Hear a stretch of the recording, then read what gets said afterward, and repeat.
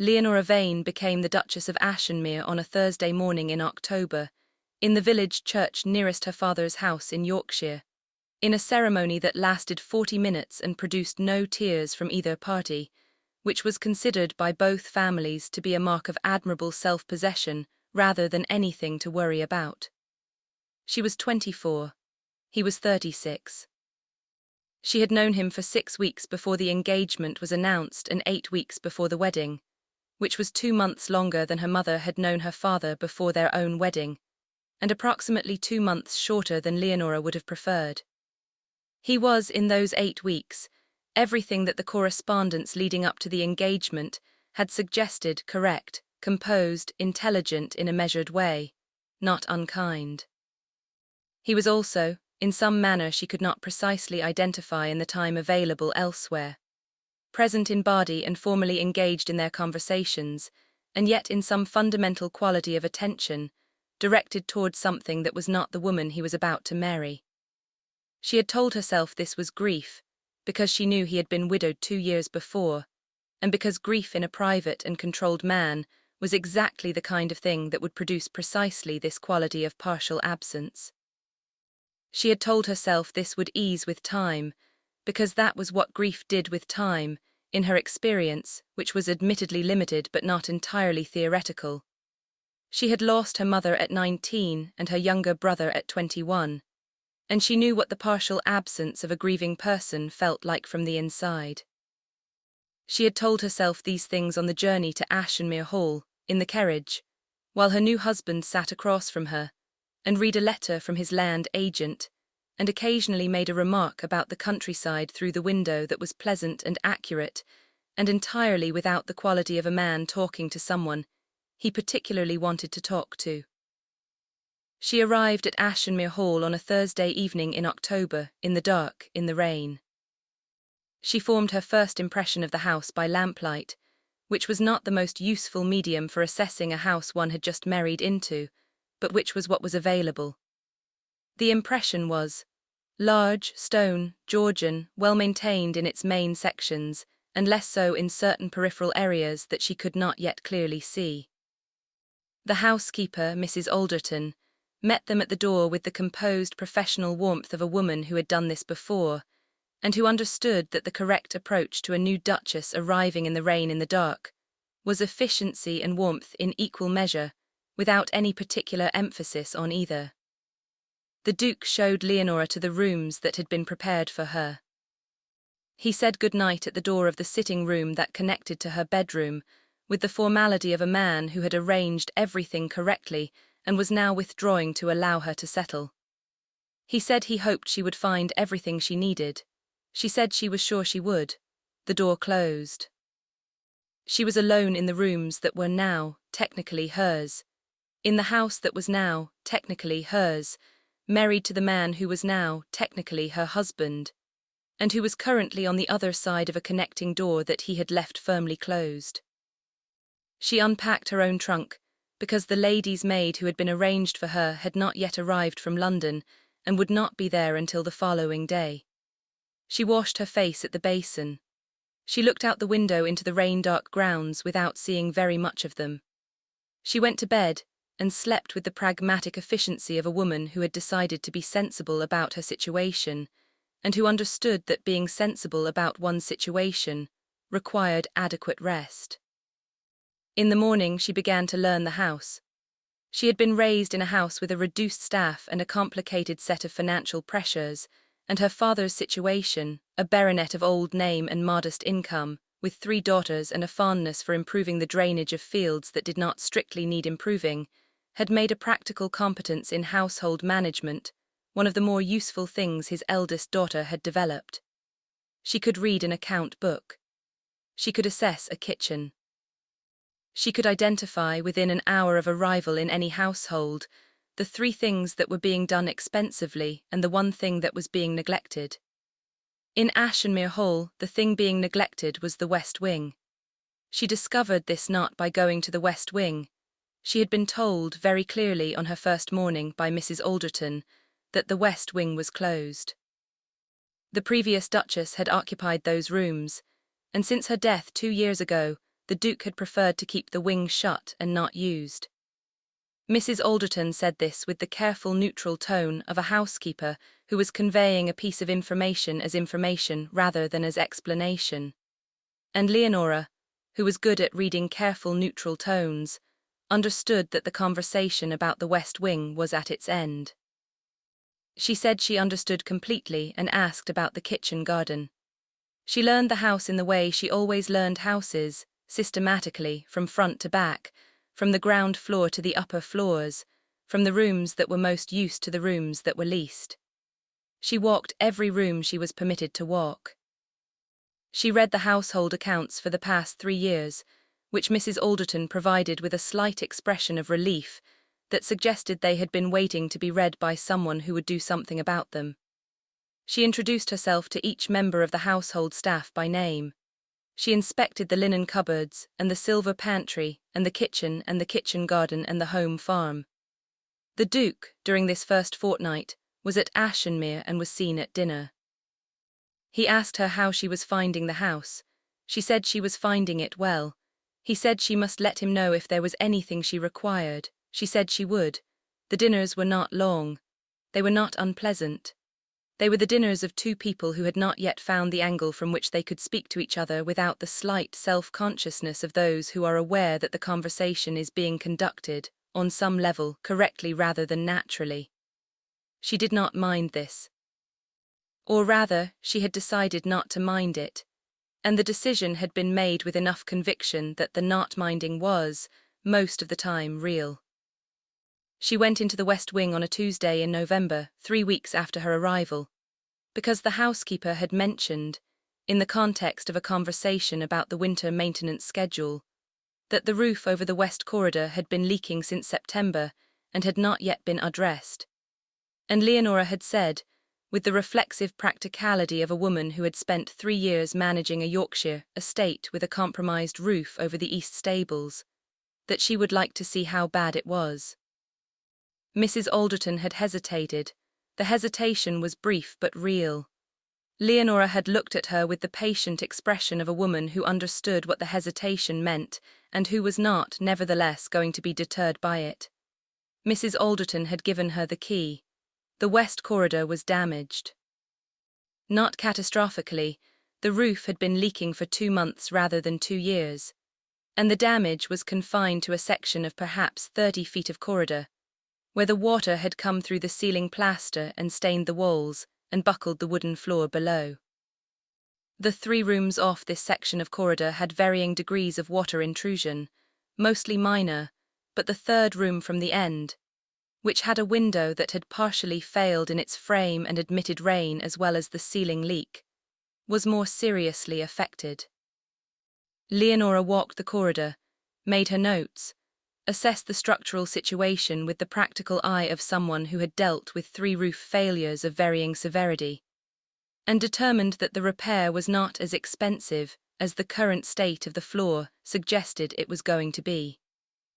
She also noted that the room at the end had been used, relatively recently, as a sitting room, a feminine sitting room, small and well-proportioned, with a low writing desk against the inner wall and a chair of pale yellow damask that was water-stained but had clearly been, not very long ago, a good piece of furniture. She noted this without dwelling on it. She was there to assess the roof. On the floor near the inner wall, a wooden box lay on its side. It was a small box, perhaps 12 inches long and 8 inches wide, made of dark walnut with a brass clasp. The clasp was open, the fall had opened it, or the dampness had swelled the wood so that the lid was no longer closing properly. The box had clearly come from the high shelf that ran along the inner wall at perhaps 7 feet above the floor, displaced by the water damage that had buckled the shelf bracket. Inside the box, tied with a faded dark ribbon, was a bundle of letters. Leonora stood looking at the box for perhaps 10 seconds. Then she picked it up, because a box on a wet floor was a box getting more damaged by the minute, and she set it on the writing desk, which was in a drier part of the room, and she looked at the letters. The handwriting on the top letter was feminine. The address on the outside was the Duke's name, not his title, his name, Edmund, in a hand that was clearly accustomed to writing it. The date was faded but visible. the 12th of March, 4 years before. Leonora set the box on the desk. She did not open the letter. She stood in the water-damaged room for a moment and looked at the window with its failed frame and the water-stained plaster on the ceiling and the yellow damask chair that had been someone's comfortable chair until it was not. Then she picked up the box and carried it downstairs. She did not go to the Duke directly. She went to her own sitting room and she set the box on her writing table and she sat in her chair and looked at it for some time. She was not in the habit of reading other people's letters. She had never read a letter not addressed to her in her life, and she did not intend to start. But the letters existed. They had been in the closed west wing, in the closed room, on a high shelf, the kind of high shelf that something is put on when one does not want to look at it, but cannot quite put it elsewhere. The roof had shifted them to the floor. The floor had made them her problem by the simple mechanism of being in the wing she had been sent to assess. She thought about this for perhaps 10 minutes. Then she thought about the Duke, the partial absence of him, the careful correctness, the quality she had identified on the journey to Ashenmere and had been living alongside for 3 weeks, the quality of a man directing his attention somewhere other than the present room. She thought about Mrs. Alderton's hesitation at the west wing door. She thought about the yellow damask chair. She thought about the date on the top letter, which was 4 years before the previous Duchess had died, and about the fact that there was a bundle of them, not a single letter, tied together with a ribbon in a box on a high shelf in a closed room in a closed wing. She went to find the Duke. She found him in the library, which was where he spent his evenings, reading the kind of estate correspondence that a large landholding produced in continuous and apparently inexhaustible volume. He looked up when she came in. She had the wooden box in her hands. She set it on his desk. She said, "I found this in the 3rd room of the west corridor on the floor. It had come down from the shelf. I have not opened the letters." He looked at the box. He did not move for several seconds. She said, "The roof needs attention. The water damage to the corridor is manageable if it is dealt with before the winter rains worsen it. I will give you my full assessment of what is needed, but I thought I should bring this first." He looked up from the box to her face. She met his look with the steady composure she had been maintaining for 3 weeks, because steady composure was what the situation had required, and she had provided it. And she did not see any reason to stop providing it now simply because she was standing in his library with a box of his first wife's letters in her hands, and the particular quality of the room's atmosphere suggesting that this moment was more significant than her composure was quite acknowledging. He said, "Where did you find this?" She told him exactly where, the 3rd room from the end, the high shelf, the damaged floor, the open clasp. He said the shelf bracket gave. "Yes, Your Grace, I believe the water had been working at it for some weeks." He was quiet. "Your Grace," she said, "I came to give it back to you, not to discuss it. If there is a more appropriate time to speak about the roof, I am at your disposal whenever it suits you." She turned to go. He said, "Leonora." It was the first time he had used her name. In 3 weeks of marriage, he had not once used her given name. He had said Your Grace, and he had said Leonora's mother had said, and he had said I believe my steward has left the relevant papers, but he had not said her name. She stopped. She turned back. He said, "Sit down, please." She sat in the leather chair across the desk. He did not open the box. He sat with his hands on either side of it, not touching it, and he was quiet for a moment that was long enough to be uncomfortable and short enough to be manageable. Then he said, "The letters in this box were written to me by my late wife's physician. His name was Dr. Craven. He wrote to me beginning in the year before her death. He wrote to me after her death. I placed the letters in this box myself, and I put them on that shelf, and I have not been into those rooms since." She waited. He was her physician in the final period of her illness. They had formed He stopped. He looked at the box. "There was a particular attachment between them. I was aware of it. I chose not to address it in the way another man might have. She was ill. She was not happy in our marriage. I had not made her happy. The attachment, as I understood it, was a kindness to her in a difficult time, and I was not in a position to be that kind of kindness to her myself." He was very still. "After her death, Craven wrote to me. Several times. The letters are apologies, I believe, though I have not read all of them. I read the first two. I put them in the box, I put the box on the shelf, I locked the wing. Leonora sat with this information. She sat with it in the way she sat with most things, carefully, allowing it its full weight before forming any view of what should be done with it. She was aware of several things simultaneously. She was aware that he had just told her something true and significant. She was aware that it had cost him something to tell her. She was aware that she was now in possession of a piece of his past that he had been managing by the method of not looking at it, and that the roof had made that method no longer available. She said carefully, "You have carried this for 2 years. I am not looking for sympathy, Leonora. I am not offering sympathy, Your Grace. I am making an observation. You have carried something difficult for 2 years without putting it down, and the result is that the West Wing has not been maintained, and the roof has been leaking since September, and the water has damaged the floor and the plaster. And if it is not addressed before February, the damage will reach the structural timbers and the repair will cost 3 times what it costs now." A pause. "That is a very practical response to what I have just told you." "Yes, Your Grace." "It is the practical response because the impractical response, which would be to talk about the other matters you have raised, is a conversation for another time when you have decided whether you wish to have it, and not a conversation I am going to force on you in your own library on a November evening because a roof bracket failed." He looked at her. "You are not," he said slowly, "what I expected." "Most people say that," she said. "I have stopped finding it as reassuring as I suspect it was intended." Something happened in his expression then. It was small and it was brief, and it was the first fully unguarded thing she had seen from him in 3 weeks of careful and correct company. He said, "The West Wing. What does it need?" She told him. She had her notes from the inspection, written in the small leather notebook she carried for exactly this kind of purpose, and she went through them efficiently. The roof section requiring immediate replacement, the failed window frame, the floor boards in the third room that needed to be lifted and dried before they could be assessed for replacement, the plaster that could wait until the structural work was done. She had a contractor's name from the village who had done roof work at her father's house in Yorkshire and whose quote she had already mentally estimated. He listened with the full attention he had not in 3 weeks directed at anything she had said. When she was done, he said, "You have been managing Ashenmere's household accounts. For 3 weeks, yes. You found the discrepancy in the timber supply contract.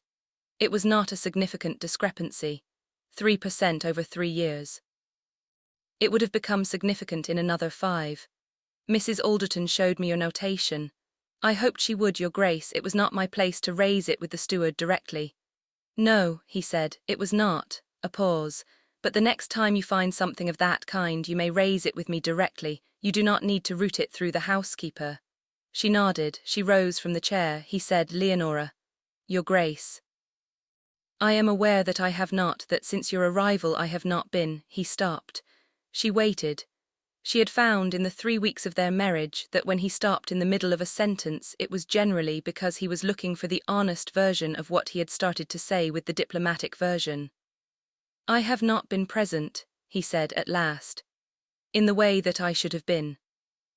For someone who has come into a strange house and a strange situation and has managed both with considerably more grace than I gave her reason to expect, I am aware of that and I am sorry for it." She considered him for a moment in the lamplight. "Thank you, Your Grace," she said. "The roof contractor's name is Billings. I would suggest you contact him before the end of the week." She went to the door. At the door she paused because she had thought of something. "The letters in the box," she said. "I don't know what's in them, but whatever they are, they have been on that shelf for 2 years and they have not improved the West Wing's structural integrity.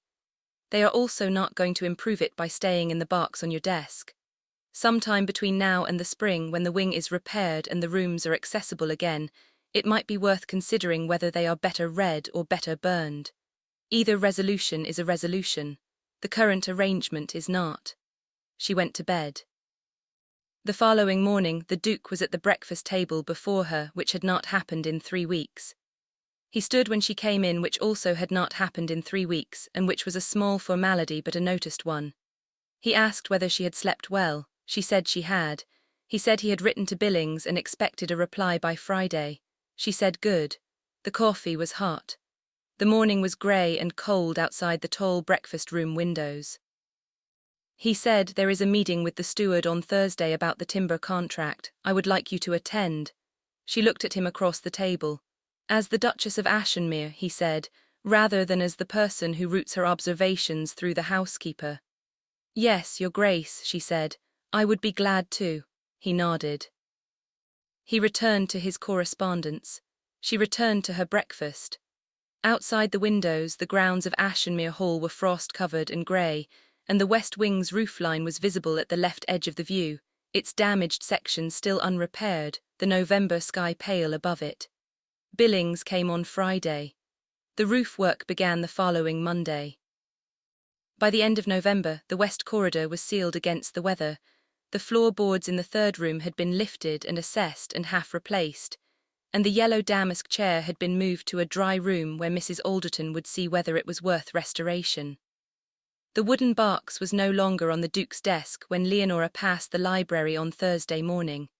She did not ask where it had gone. It was not her box. It had been her problem for the 20 minutes between the shelf and the desk, and that problem was resolved. What replaced it in the weeks that followed was harder to name and slower to arrive.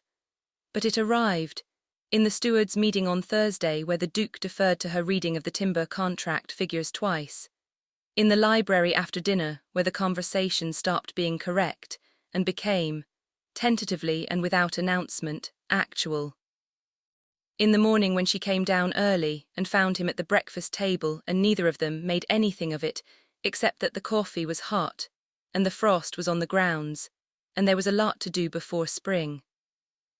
On a Sunday in December, walking the east boundary of the home farm to assess the drainage question that the land agent had been asking about since September, the Duke said, without particular preamble, that he had burned the letters. She said all of them. Was that the right decision? He was quiet for a moment. It was the only one that was actually a decision, he said. The others were just putting it off. She nodded. They walked on along the field boundary in the cold December air, with the frost still in the long grass at the field's edge and the rooks in the bare elms above, and the conversation moved on to the drainage question which was, as she had suspected from the land agent's description, more straightforwardly solvable than it appeared. The west wing was opened properly in February, when the repairs were complete. The Duke walked it with her because she wanted to show him the work and because he had not been into those rooms in 2 years and she thought, correctly as it turned out, that it was better walked together than alone. The rooms were empty. The floor was new in the third room, pale wood that would darken in time to match the older boards in the corridor. The window frame was repaired. The plaster was fresh. The shelf bracket had been replaced with 2 brackets. The sitting room without the yellow damask chair was simply a room. They stood in it for a moment. The February light was pale and clear through the repaired window. The Duke said, "What would you do with this room?" She considered it. "A morning room," she said. "The light is good in the morning. The south aspect will make it warm by 10 o'clock once the season turns. It wants a desk and 2 good chairs and something on the walls that isn't landscape. You have enough landscape in the long gallery." He looked at her. "I defer to your judgment," he said, "in this matter as in most others." It was a small thing. It was the kind of small thing that a person who had been looking for the right angle of approach for 4 months recognized as the angle they had been looking for. She did not say anything remarkable in reply. She said she would think about the walls and let him know.